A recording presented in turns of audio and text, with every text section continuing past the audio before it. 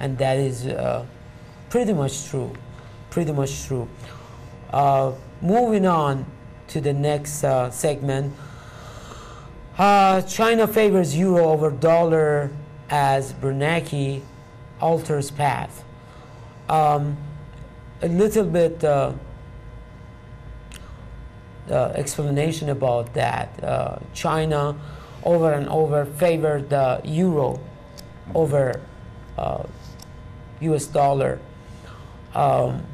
But it's not that simple. There was actually a very interesting idea that was created by David Rockefeller. And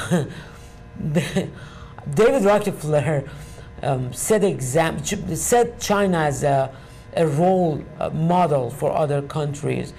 Number one, definitely China has this policy of only one kid and population control and things like that. But on the top of that is their control system over anything else. And you really don't know if they're really, I mean, China is a communist country or is it a capitalist country? You never know what they are. But the interesting thing is that China is supposed to buy other countries' debt, such as England, such as Germany, and even USA. They're supposed to buy our debt, and through United Nations program, they are going to basically get their money and interest. And you know, it's very interesting that now they are favoring euro over US dollar, even though in my mind the creator of US dollar and euro, the creators of US dollar and euro are the same people, meaning private bankers who have power here in United States in form of Federal Reserve, which is, you know, it's a private company. Right. And also in Europe, and if you trace them down, they go back to few certain families, such as Rothschild family. And I don't understand what is the difference between they favoring euro over the US dollar. Definitely for them, but definitely is not a good thing for us here at US. What do you think about that, Carl? Well, an interesting thing, another thing interesting, that is that right before we went to war with Iraq, Saddam Hussein decided to switch over to dealing with the euro. Yes. Shortly before that, and then we went to war. I know that Iran has been talking about that, and just recently they said they were going to both try to deal with neither the euro or the dollar. So, of course... Hasn't there been a movement among Muslim countries to establish a... It's a trick. That's what, again, problem, reaction, solution. Well, it's a trick.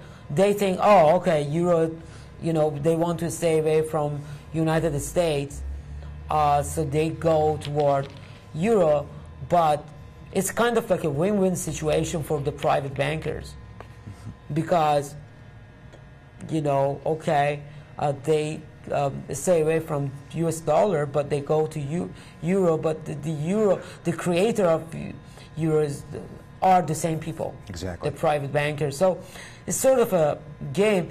And Iran recently bought lots of gold and also US dollar privately. When they were asked why they're doing that, they really didn't have any clear answer, but I guess the clear answer suggests that something is changing in the their sick economy, I mean, the Ayatollah sick economy. I call it sick because it's nothing similar to anything that you could imagine. It's not based on the global or world economy. Instead of having a direct relationship with other countries, they have to go through the third-party countries, number one. Number two, the merchants never have any freedom. There is a monopoly going on, and the monopoly has been established by religious mafia in Iran.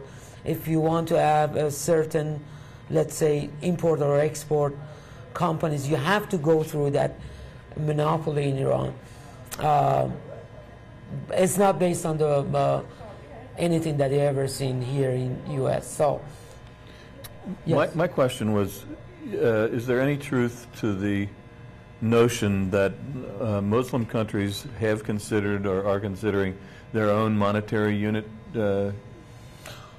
Have you heard anything about that at all? Yes, so many times, but every time they think about it,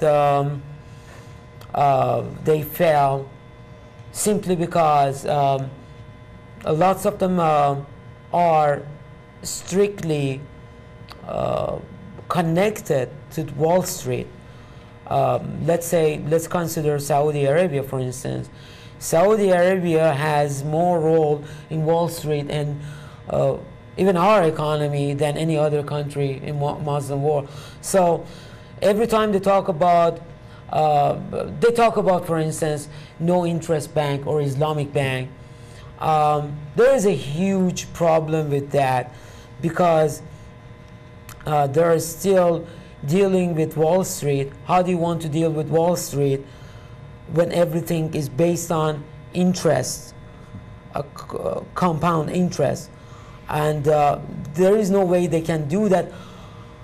So it's always, on paper,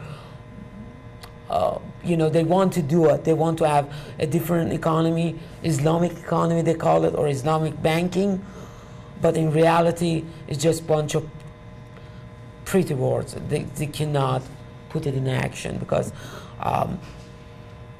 it's sort of, they depend on this system, which is based on compound interest. There is nothing they could do about it, unless if the Wall Street goes down for good. Is Iran a debtor nation? Yes.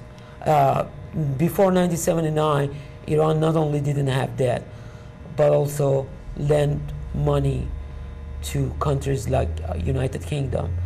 Was the Persian currency or Iranian currency was the fourth strong currency in the world. But unfortunately, right now, I think is one of the least favorite currency in the world, like the weakest currency in the world, one of the weakest. Is there a lot of inflation? Lots of artificial inflations. That was exactly what globalists and private bankers asked from Shah. Shah refused doing that. Therefore, they toppled him down. They couldn't tolerate someone who is, as they call him, arrogant. They call him arrogant. Yes, of course, he was not arrogant. He just wanted to, he didn't see any reason to impose that kind of economy on Iranians. Even though I'm not saying that he was 100% a perfect person. He made lots of mistakes. But as a matter of fact, he tried to stay away from lots of globalist plots that was planned for Iranian economy and Iranian geopolitical future. So he tried his best, but finally they had to get rid of him. What year was that? 1979. They actually, in 1976, he made that historical speech that 1979 would be last year for